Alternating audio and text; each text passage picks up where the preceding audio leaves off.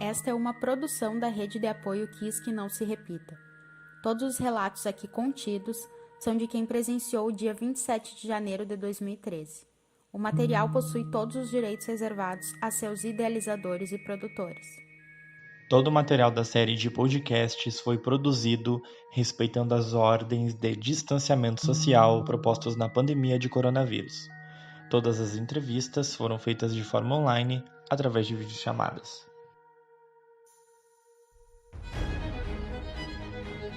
Pais que tinham perdido seus filhos me encontravam e sempre me diziam: eu queria meu filho aqui, como tu tá, de qualquer jeito. Não importa, sem uma perna, sem um braço. Como é que tanta gente morreu e por que vocês conseguiram? Isso me incomodava um pouco, sabe?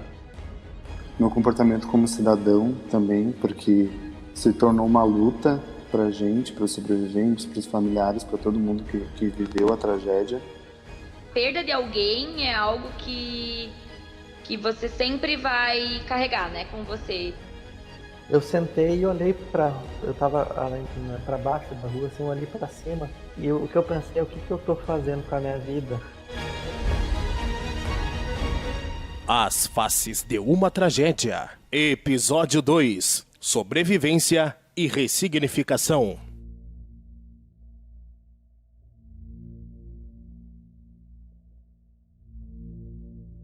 Quanto tempo leva para se enfrentar um trauma?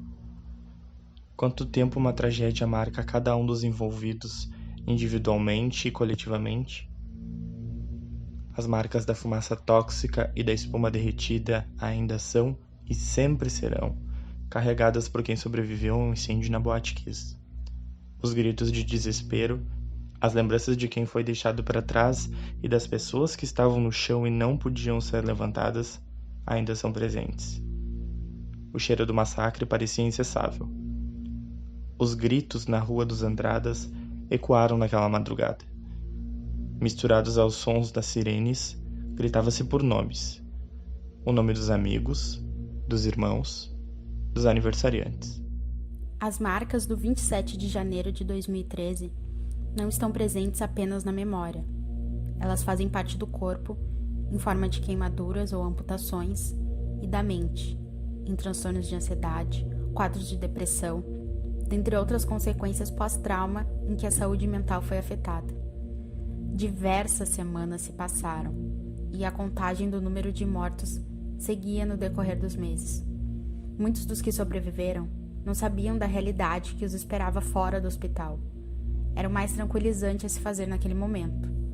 Os desafios de uma nova vida estavam apenas começando. A fisioterapeuta Jéssica da Rosa, de 28 anos, sobreviveu ao incêndio na Kiss e atualmente mora em Curitiba, no Paraná, a 850 quilômetros de Santa Maria. O meu maior desafio ainda é meu maior desafio, porque eu ainda não superei, foi a perda do meu namorado. Eu tive muitas marcas físicas e tudo mais, tive muitas dificuldades motoras.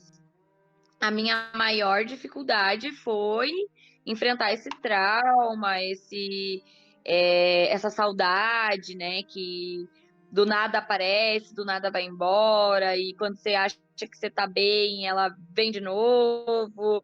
Enfim, acho que a perda de alguém é algo que você sempre vai carregar, né, com você, principalmente uma pessoa que foi tão importante para mim, né, uma pessoa que eu convivi durante 5 anos, então ainda e eu tenho certeza que vai ser pro resto da minha vida a parte mais difícil disso tudo.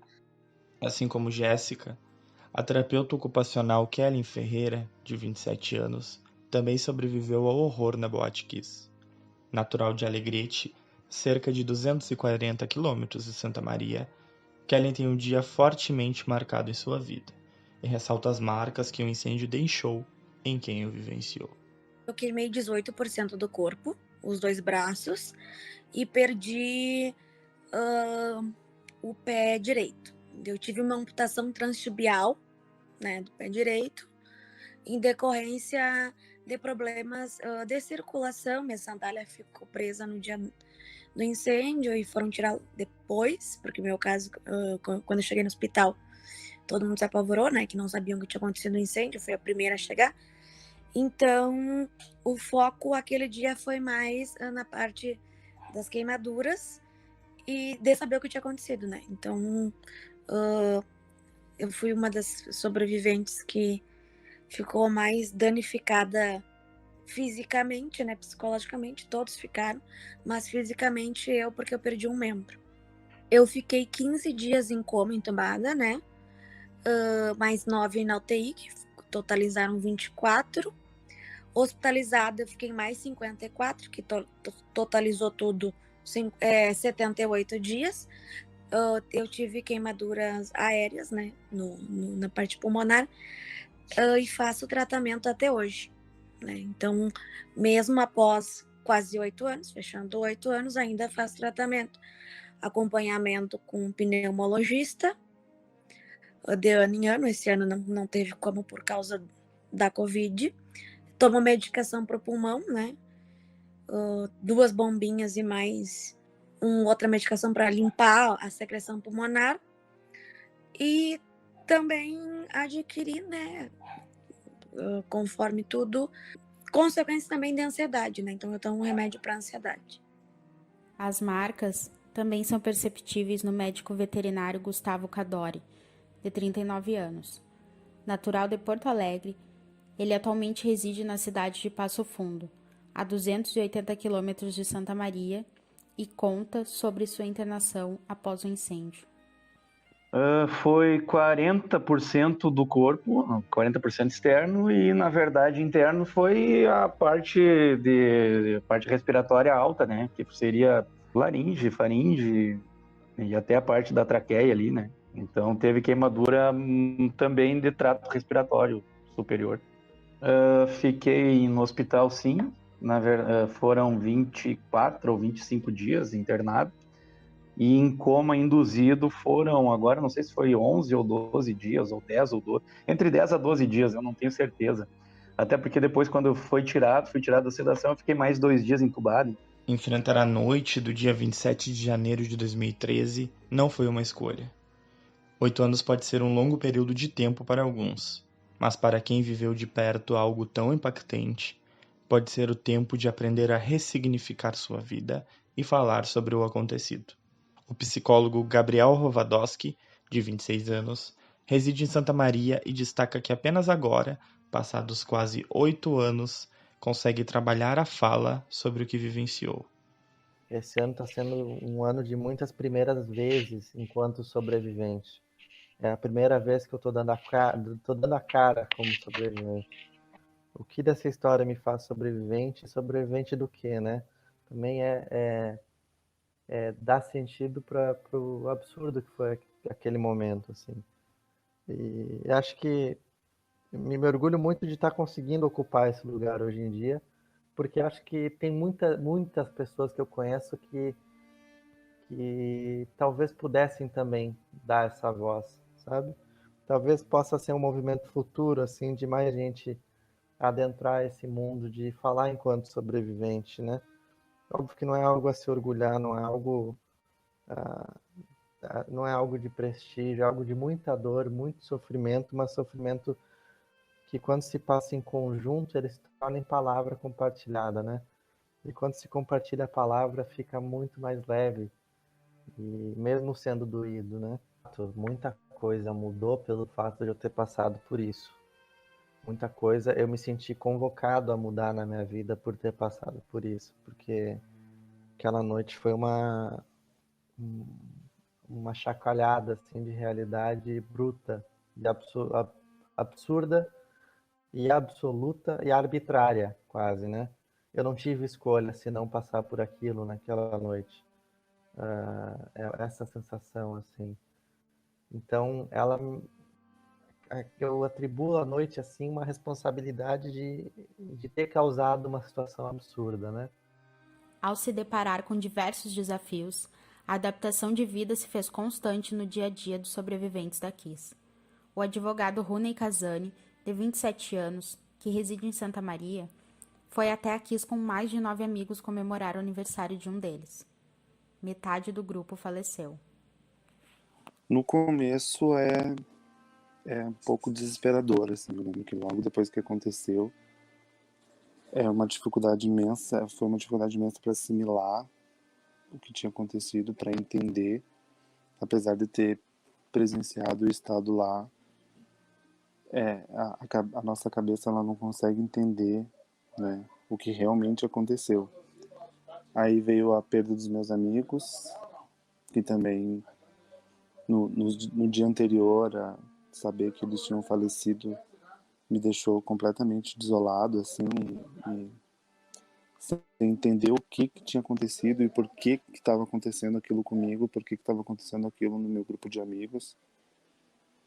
Então, no começo, a gente fica, pelo menos eu fiquei muito perdido, assim, sem entender, buscando um pouco de razões por ter acontecido, porque na nossa cidade, no meu grupo de amigos, com pessoas que eram muito próximas a mim.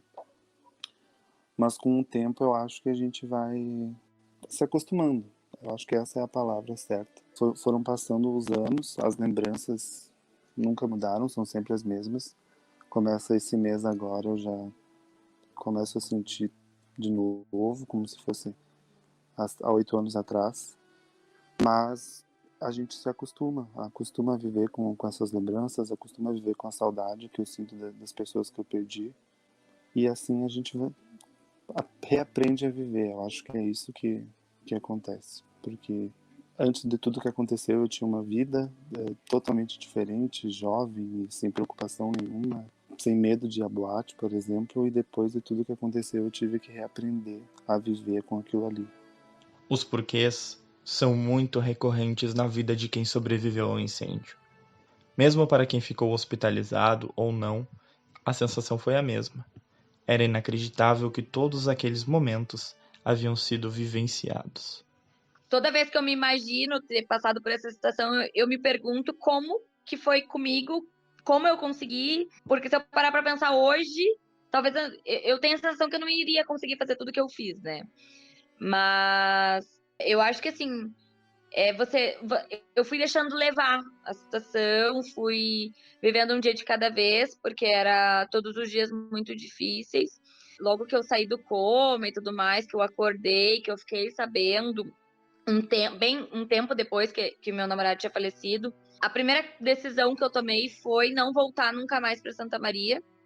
Eu fui para Santa Maria por causa do meu namorado, eu morava lá por causa dele, por causa dos estudos, enfim. Eu fui para lá por causa dele, porque teve um monte de mudanças na minha vida, e no fim das contas o destino escolhido tinha sido lá por conta dele. E quando eu perdi ele, não fazia mais a faculdade que eu queria, minha vida ia mudar, tava sem meus pais, primeira decisão foi, quero sair daqui, né, não tem mais sentido continuar ali. E sem contar que eu fiquei muito debilitada, né, motoramente, precisei de muita ajuda e não era uma opção morar sozinha de novo. Então eu vim embora. Eu tento até hoje dar sentido para o que eu fiz aquela noite e o que aquilo que eu fiz fez quem eu sou hoje. Eu lembro daquela noite, de um momento muito específico para mim, uma cena em que eu estava sentado no meio-fio logo depois de ter saído da boate. Eu sentei e olhei eu estava para baixo da rua, assim, eu olhei para cima. E o que eu pensei é o que eu estou fazendo com a minha vida? Foi essa pergunta que eu me fiz. E não no sentido de estar ali sentado, não só ali, mas, bom, o que eu quero para minha vida, sabe? Isso foi, eu já senti ali a dimensão, parece, a magnitude que esse questionamento poderia ter. E o quanto sem resposta eu estava para isso naquele momento. E também essa pergunta se aplicou ao momento da noite mesmo, né? Naquela cena, o que eu estava ali fazendo sentado? E foi a partir daquele momento que eu levantei e resolvi ajudar do jeito que eu pude. No decorrer desse tempo, desde 2013 até 2021, muitos falam aos atingidos a palavra superação. No dicionário, a definição do verbo superar está descrita como vencer, alcançar vitória sobre. Não há uma vitória sobre a morte de um filho ou de um amigo. Não há uma vitória sobre um trauma. Mas há sim uma adaptação de vida, uma ressignificação. Por muito tempo, aliás, até hoje, as pessoas sempre me enxergam como exemplo de superação. Quando chega o 27 ou quando tem alguma reportagem que eu apareça, eu recebo muitas mensagens e as pessoas colocam que eu sou exemplo de superação, exemplo de vida. Por muito tempo eu não consegui entender por que as pessoas me encaixavam no exemplo de superação. Porque superar uma tragédia dessa dimensão a gente nunca vai superar, né? A gente aceita todos os dias. Mas eu já consigo entender melhor por que a superação. A superação pela questão de ter passado o que eu passei, de ter enfrentado as queimaduras, de perder a perna com resiliência. Mas a questão da perda das gurias, isso nunca vai ser superado e nem aceitado, porque foi uma tragédia que era para ter sido evitada se tivesse toda a fiscalização. Após vivenciar aquele dia tão difícil, a sensação dos sobreviventes é a mesma dos familiares de vítimas. Parece não ter acontecido mudanças sociais, nem em nossa legislação. O risco de uma nova tragédia igual à da Boate Kiss se repetir é grande. No começo, né, nos primeiros anos, sim, principalmente envolvendo ali a questão de casa noturna, principalmente aqui na cidade, tinha toda essa preocupação. Então, no começo a gente conseguia ver que impactou muita juventude, muito a noite da cidade, né? Aí depois veio a criação da Lei Kiss, que também fez as pessoas refletirem um pouco mais sobre essas questões de segurança em casa noturna, né? Mas hoje em dia, 8 anos depois, apesar desse último ano aí eu não ter saído por conta da pandemia, eu vejo que não... é difícil dizer, mas eu vejo a possibilidade de talvez acontecer de novo. Porque são coisas... Da minha memória não sai. Dentro de mim, os cuidados que eu tenho quando eu saio à noite continuam os mesmos pelo que eu passei. Mas das estruturas, a segurança em si das casas noturnas, eu já vejo que não tem mais aquele impacto que teve no começo, aquela preocupação toda. Vários lugares que eu fui tem capacidade máxima, tem um número, mas se tu entra, tu sabe que tem mais. Então, cabe a todas as pessoas que frequentam lugares, tanto boate, tanto qualquer outro lugar que tenha a capacidade máxima, de denunciar. A gente só se dá por conta depois que passa, mas cada um fazendo a sua parte, denunciando que o lugar está super lotado, que se tu vê algum artefato pirotécnico, porque ainda continuam usando, né? Cabe à nossa sociedade, então, fiscalizar esses lugares para que não aconteça, porque as tragédias podem ser evitáveis. Então, se cada um fizer a sua parte, não vai acontecer. Logo depois da tragédia, acho que nos primeiros meses, primeiros anos, né? Acho que mudou muita coisa, assim, em relação, principalmente aqui em Santa Maria e também no Rio Grande do Sul, nos outros estados, acho que também, mas lugares, e até eu acho que tem uma lei que deve prever isso aí, né? Só que hoje em dia, tu sai em alguma festa, tu vê que isso já não digo na maioria dos lugares, mas uma parte dos lugares, dependendo, você vai e você vê que tem superlotação. Então, eu não sei se... Quer dizer, eu não tenho como dizer que está superlotado, mas você se sente, você sabe que está superlotado, sabe? Então, mais ou menos nesse sentido. Eu acho que de início funcionou muito bem, e talvez agora que... Acho que não tem muita fiscalização em cima disso e coisa e tal, e deve ir acabar que cada vez vai deslanchando o negócio de novo, né? Eu quero apostar que as coisas tenham mudado para melhor, e porque isso me mantém numa linha assim de me firmar alguma expectativa, pelo menos, né? Porque no momento a gente está tão desamparado seja de justiça, seja enfim, de resposta para a dor mesmo, que a gente fica sem referência, né? A referência acaba sendo só a expectativa. Ressignificar e adaptar a vida foi o pilar para muitos sobreviventes, não só por se fazer necessário, mas por gratidão a uma nova chance, a um novo rumo que seria tomado após o acontecido. Por conta de toda a reabilitação e tudo mais, eu me apaixonei pela área da saúde, né? Então eu tinha certeza que eu queria ir para a saúde, mas não sabia ainda, tinha dúvida muito entre fono e físio. E aí fui no cursinho, comecei a conhecer pessoas e fazer amizade e fui indo. Aí decidi ir para fisioterapia, escolhi que era isso que eu queria fazer para minha vida. Fiz aquele ano de 2013, foi inteiro de cursinho pré-vestibular para tentar uma faculdade de novo, começar do zero. Eu estava com a idade de que, com 21 anos, era a idade que eu ia me formar, e simplesmente eu me vi sem faculdade, sem uma formação, numa cidade totalmente desconhecida, sem nenhum amigo, sem ninguém, sem meu namorado, que eu vivia há 5 anos já. Então, assim, não foi só a perda, né, dele, foi um global, assim, que eu digo que a Kiss me tirou e depois eu fui conquistando de volta, assim. Então, foi bem difícil, sabe? Por conta de toda a reabilitação e tudo mais, eu me apaixonei pela área da saúde, né? Então, eu tinha certeza que eu queria ir para a saúde, mas não sabia ainda, tinha dúvida muito entre fono e físio. E aí fui no cursinho, comecei a conhecer pessoas e fazer amizade e fui indo. Aí decidi ir para fisioterapia, escolhi que era isso que eu queria fazer para minha vida. Fiz aquele ano de 2013, foi inteiro de cursinho pré-vestibular para tentar uma faculdade de novo, começar do zero.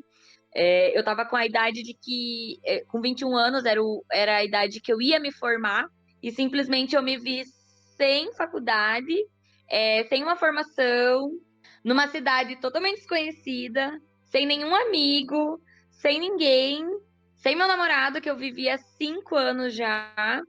Então, assim, não foi só a perda, né, dele, foi um global, assim, que eu digo que a Kiss me tirou e depois eu fui conquistando de volta, assim. Então, foi bem difícil, sabe? Eu acredito também que tenha mudado a minha perspectiva sobre a vida, sobre meu comportamento como cidadão também, porque se tornou uma luta para a gente, para os sobreviventes, para os familiares, para todo mundo que viveu a tragédia. Então, junto com esse amadurecimento pessoal, também veio um amadurecimento como cidadão. E também de gratidão, né? De viver a vida a partir daquele momento de uma outra forma, pela oportunidade que eu tive de continuar vivo, né? De ter permanecido vivo. Saber que eu poderia voltar a estudar, né? Que eu estava viva para voltar a estudar, terminar a faculdade, que foi aí que eu tive mais certeza, né? Após o incêndio, tive mais certeza que era isso que eu queria para minha vida. Sou terapeuta ocupacional da escola da Universidade Federal de Pelotas. Já trabalho lá há 3 anos e meio, quase. Então, um dia quero trabalhar com amputados e com vítimas de queimaduras. A importância de compartilhar essas vivências é absolutamente necessária. A palavra compartilhada ajuda muitas outras pessoas. É nela que pode-se perceber que há sempre uma luz ao final do túnel. É nisso que eu penso, né?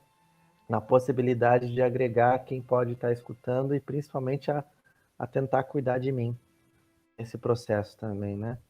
Porque estar assumindo esse lugar é de uma responsabilidade que eu estou visando cumprir isso do modo mais respeitoso e carinhoso possível com quem compartilha do mesmo nome, né? Sobrevivente. Mas que eu sei que são histórias diferentes e respeito e quero estar disposto a compartilhar dessas histórias, né? De enfrentamento e de ressignificação.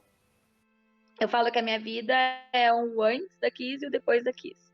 Eu acho que quando você começa a olhar para você, você começa a entender que você só consegue dar a outras pessoas ou consegue ser feliz de alguma maneira quando você se cuida. Quando você se olha e se pergunta o que eu preciso. Porque a gente é muito acostumado a fazer o que o outro gosta, o que o outro precisa, a satisfazer outras pessoas. E quando você para e olha o que eu estou precisando nesse momento, seja de um cuidado, autocuidado com amor, com você se olhar por dentro mesmo e dizer estou precisando de ajuda para tal coisa, preciso ir para uma terapia, preciso conversar com um amigo, preciso tomar uma taça de vinho, preciso ir numa academia, preciso ficar sozinha. Quando você tem esse autocuidado com você, você consegue ao máximo dar conta das coisas que você está passando e ao mesmo tempo consegue abrir portas para cuidar de outras pessoas, né? Consegue dar amor, porque eu acho que quando você cuida do outro, você se sente realizado.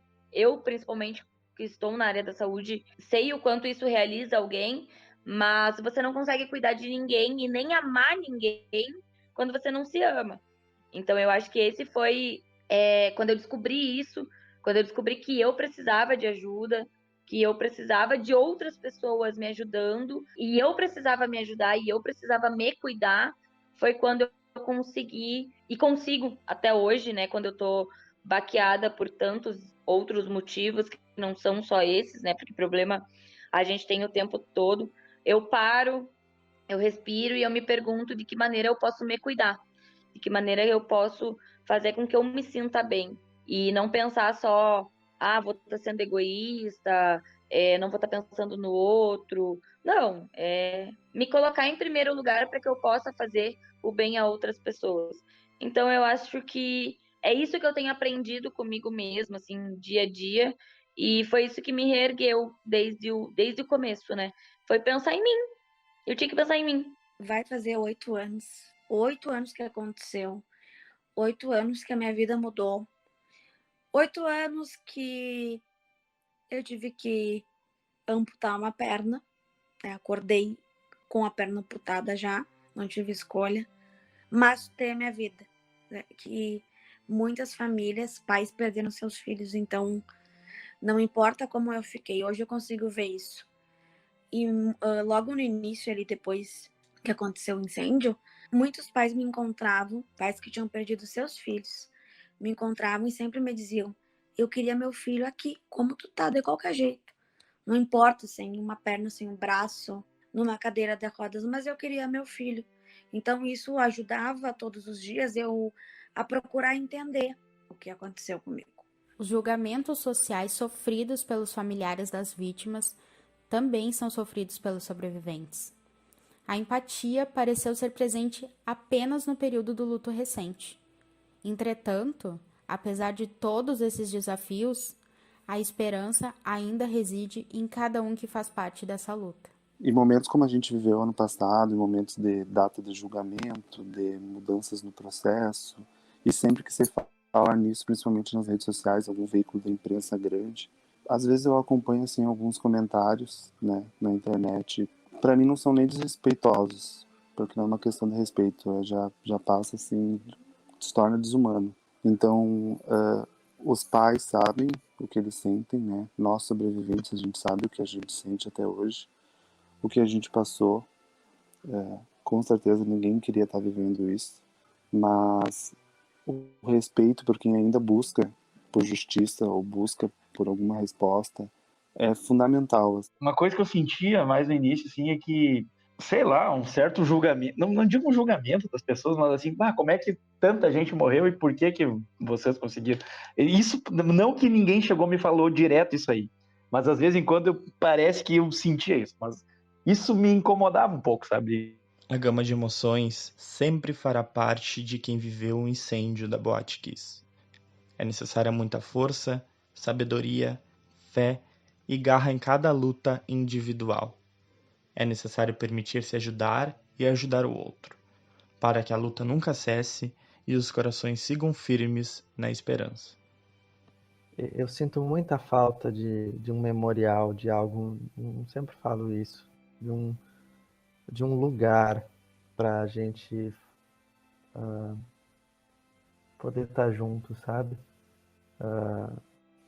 Claro, essa dimensão de pandemia, por exemplo, que a gente está hoje em dia, inviabiliza a vigília, né? De certa maneira. Mas foi tão importante a vigília desse ano para mim, para minha família, que acho que eu estou sentindo falta de algo parecido.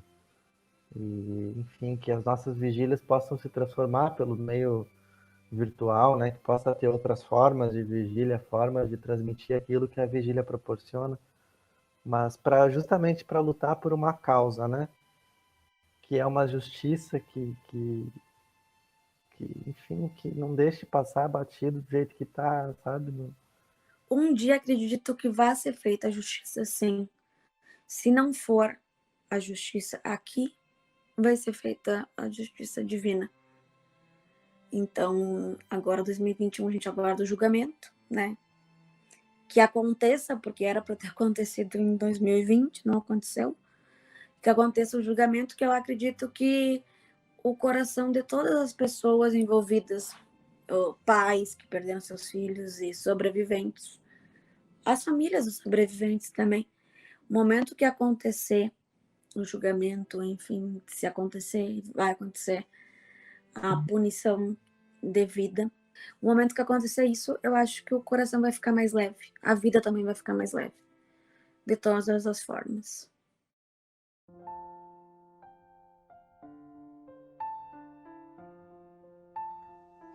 Aqueles que se foram são uma memória viva e presente. Aqueles que ficaram precisam lidar com os traumas, com as marcas e as dores físicas e psicológicas. Para eles, sobreviver é lutar todos os dias para se manter atendendo ao que é essencial em sua vida. O que é preciso para continuar e ter forças para nadar em um mar de sentimentos. É preciso levantar todos os dias e tomar uma grande dose de coragem para se olhar no espelho e ser gentil consigo mesmo, para assim enfrentar o mundo lá fora e o oceano de emoções dentro de si. É necessário se banhar de muita força ao acordar para entender que não podemos mudar o que passou, mas que a vida precisa continuar. Cada um, à sua maneira, luta para sobreviver e honrar a memória daqueles que se foram. Sua luta particular também é uma luta coletiva, pois todos compartilham deste momento que foi um divisor de águas em suas vidas. Às vezes, a onda de saudade irá inundar, a maré de incertezas e dúvidas irá subir, mas é preciso resgatar a sua força para não se deixar levar pela correnteza. É necessário se permitir sentir e se permitir pedir ajuda quando necessário. Cuidar de si para poder transbordar e respingar confiança e amor naqueles que também precisam de apoio. Os que partiram jamais deixarão de viver em nossos corações e memórias. E é para honrar as suas memórias e buscar por justiça que se segue na luta para sobreviver todos os dias. É na busca por momentos em que se sente um lago calmo e tranquilo dentro de si. E é nele que se segue lutando diariamente.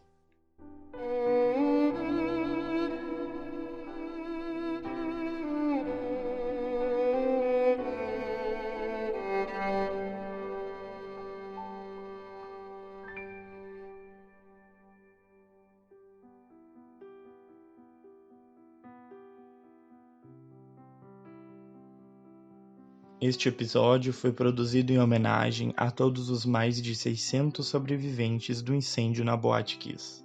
Por memória, por justiça, para que não se repita. Direção e edição, André Polga. Coprodução, Milene Lousada. Roteiro, André Polga e Diossana da Costa. Apoio, Augusto Dutra, Jean Paim e Kellen Ferreira. Apresentação, André Polga e Diossana da Costa. Narração final, Mariane Pérez.